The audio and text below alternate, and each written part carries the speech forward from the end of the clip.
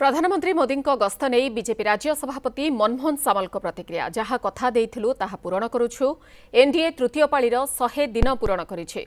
राज्य में बीजेपी सरकार भी 100 दिन पूरण करने जाउछि।